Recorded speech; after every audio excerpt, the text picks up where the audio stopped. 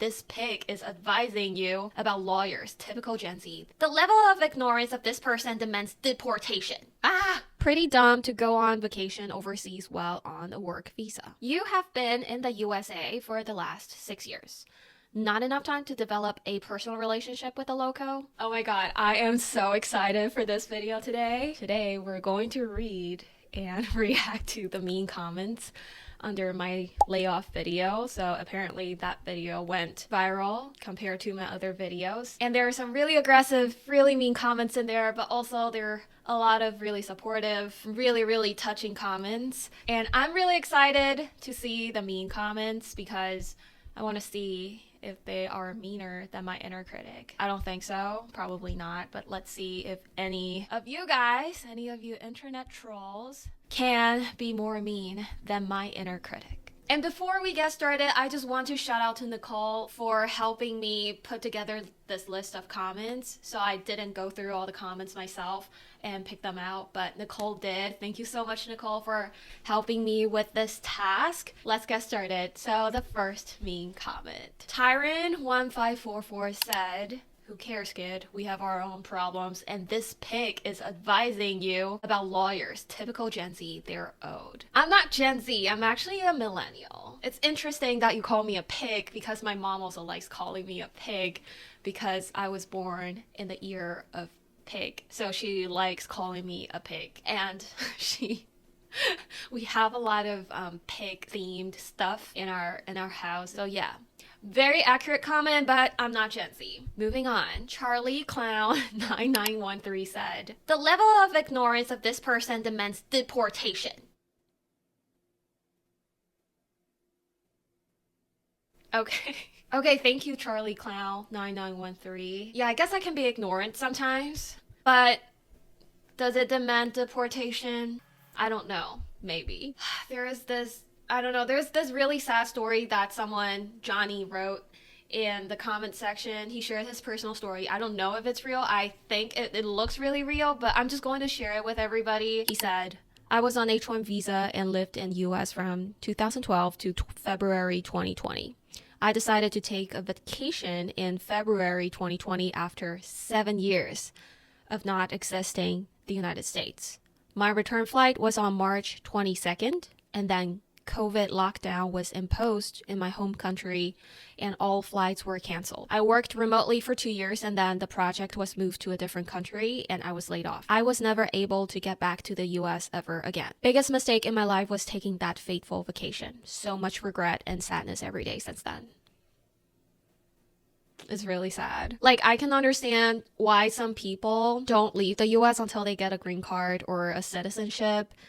Some people, they would stay for like 7 or 10 years without like visiting their home countries or their family ever again until they, get a permanent residence.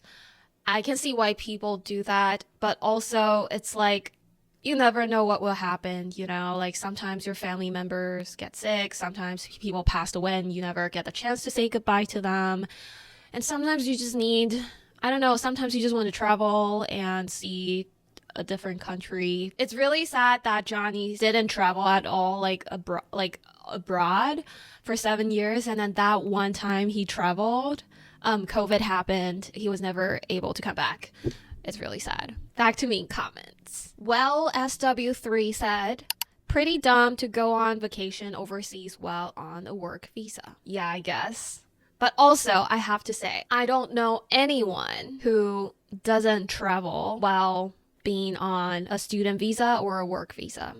Nowadays, everybody travels. And also, compared to other people I know, I travel very, very little. I travel once a year and only for like going back to Taiwan to visit my family. Last year, the Japan trip was the first time I ever went anywhere since I got my work visa.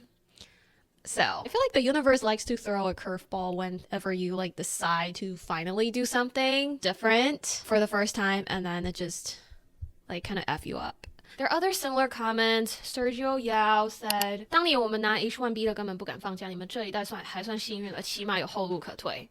I don't know, it sounds like I can see like the frustration and maybe like the saltiness from like the older generation. I'm not calling you old. I'm just saying like the older generation who didn't travel anywhere, who stayed here for like 10 years, 7 years before they finally got their green card. I could see how our generation traveling and leaving the US, coming back on a work visa can make you feel a certain type of way. I'm sure you had your regret, Sergio Yao, not being able to leave the US at will. It's just really sad. I think it's easy to like direct that anger and frustration to, you know, like the younger generation who's traveling or not taking it as seriously as you did. But I think the problem is the system. And the United States has probably the most rigorous and strict immigration system in the world. It's one of the most difficult places to migrate to. So what can I say? Real Happy ATM said, you have been in the USA for the last 6 years. Not enough time to develop a personal relationship with a local? Dude, or ma'am, I don't know your gender, or person. Do you know how hard it is to date in New York City? And also, just for the record, I didn't develop a personal relationship. I developed many personal relationships. Even if I am in a relationship, which I am, it doesn't mean we are ready to get married just for the sake of giving me a green card. I know people do that, you know, like I know people marry their friends. I know people marry strangers on the street just to get, but I did have a lot of time to develop personal relationship with a local. Oh my god. This video is so unserious. I'm so sorry. Vanilla Ice Coffee said, can someone summarize? I don't have 40 minutes. I know. It was a very long video, and I know I talked very slowly in that video, and I know like a few people complain about how slow I spoke. If you like speed it up to like 2 times speed, you can finish it in 20 minutes. A Taiwanese person, I think, by00937B said, 继续讲英文求救，别回来台湾用健保. What's the correlation between speaking English and using the healthcare in Taiwan if I have been paying for the healthcare insurance in Taiwan? Another Chinese comment. 王自强 H2K 说，活该，不需同情. Oh, this one's so funny. Ronin2963 said, why are you whispering? It's very creepy. Oh yeah? You think this is creepy? I'll show you. Seattle Dude 2022 said, less YouTube, maybe you wouldn't be laid off. I agree. I really spend a lot of time watching YouTube videos. Big Boomer 751 said, if you got money to vacation to Japan in an Airbnb, you have enough money to not work and leave the job for someone more needy. Stay in Japan. Well, I am so dead. I'm editing now and I just noticed his profile picture looks like one of those Kendrick Lamar haters with the sunglasses. So funny. Have you checked the exchange rate? Like the USD to yen? It's crazy. Japanese yen is so weak right now. Like if you go now, everything is like 40% off. It costs less than $10 to get like a full set of like gyudon or oyakodon or whatever, or like hot pot in Japan. It's crazy. We actually didn't spend, okay. This is serious, guys. You should go to Japan if you can. Okay? The food is amazing. Oh my god, Japanese people are going to hate me for saying this because there's so many tourists already, but the food is amazing. The culture is amazing. The history, amazing. The buildings, the vibe, immaculate. Oh my god. And the Airbnb is so much more affordable in Japan. So we stayed in Osaka for like 10 days, and the Airbnb per night is like $50. We have like TV, we have a little kitchen, we have a living room area, we have a loft thing, like a bedroom. Not really a bedroom, it's like only big enough for a bed, but it's like a loft thing, and you have a ladder from your living room to the loft, and it's like $50 a night. I split it with my partner, so we're paying like $25 a night, which is like so much cheaper than our rent in New York. And the food is like cheap too, because we didn't go to any like expensive restaurants because I wasn't in the mood.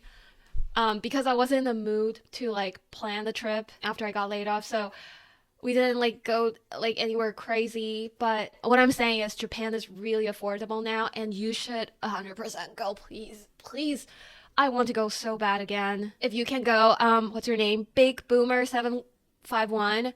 It's affordable now. Like, if you can afford it, like Japan should be your top like destination. But yes, I do want to acknowledge that I did save up some money when I still had a job. I was saving up like 70% of my income during the pandemic. I was spending less than $200 a month on food in New York City. Before I got laid off, I was like saving like 40%, 50%. Most of my expense is like paying for my, my accommodation. So like I try to spend less than $350 a month on food. And I don't do like shopping. I don't buy luxury bags or anything. So really like my biggest expense is like accommodation. So yeah, I did save up some money, and for that I am very grateful. But Japan is so fun. Please, if you can go, if you can travel, if you're thinking about traveling, please go to Japan. It's so good. Let's read some cute comments. Your teeth are amazing. Were you on a teeth whitening-cation? JK. Thank you. I used a whitening strip only. I've never gotten any like procedure, but I have to admit, you can actually change the color of your teeth in the editing software. Let me see if I can show you. This is before. And this is after.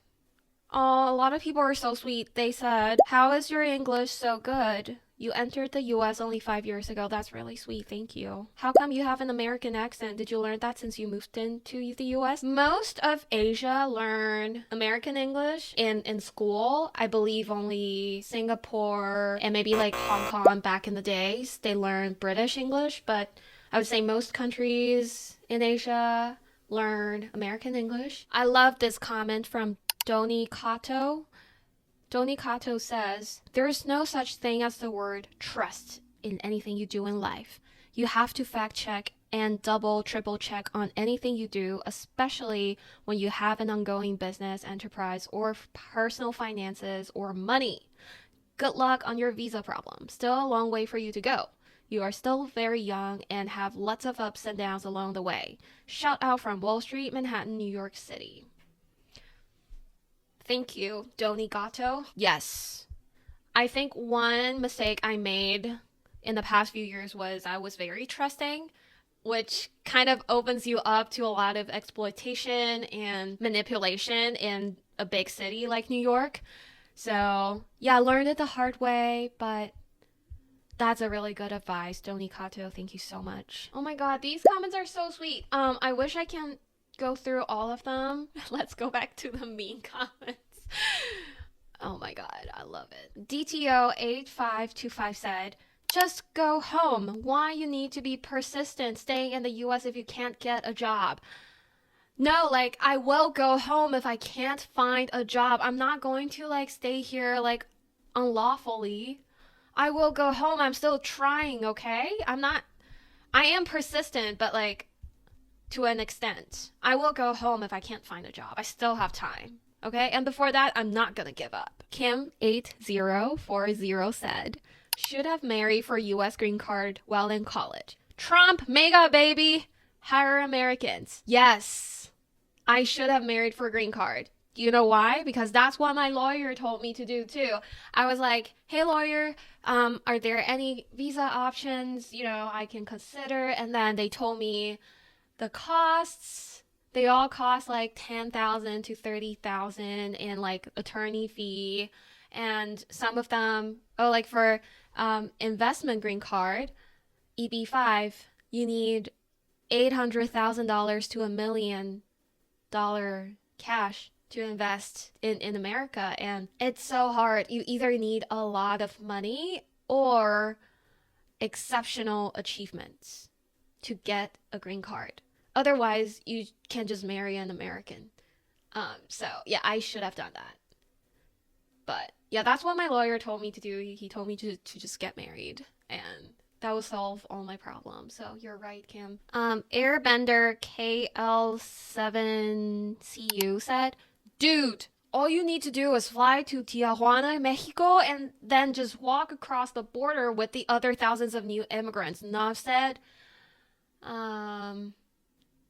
I don't think I can do that now that Donald Trump is in the White House. So thank you for your advice. Okay, let's end with some positive comments. There's so many. Oh my God. I feel so grateful and lucky that I have so many comments like this. And thank you, Nicole, for like putting this together. This is really sweet. A lot of people love the useful information in the videos.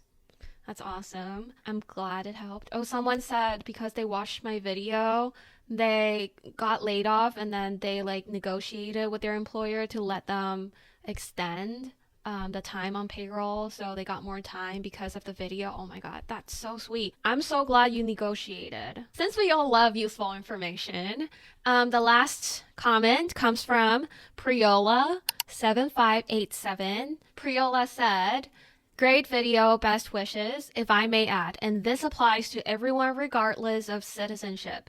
While employed, keep your resume up to date and make sure you are doing your professional networking. Many positions are filled by people who have a good reputation with their coworkers and contacts in your industry. No one knows when things can change. Yes, Queen, that's a great advice. Like, the best preventative measure against layoff or firing is to have another job in hand. So thank you so much, Priola, for your comment. And also thank you everyone who commented, whether it's I love the good ones. I really appreciate the really sweet comments. But even if it's a bad one, it helps the algorithm recommends the video to more people. You know, it's like more engagement, more algo, more people, more views. Thank you all for your comments. Keep them coming. Feel free to comment below what your thoughts are, and I'll see you in the next video. Take care. Bye.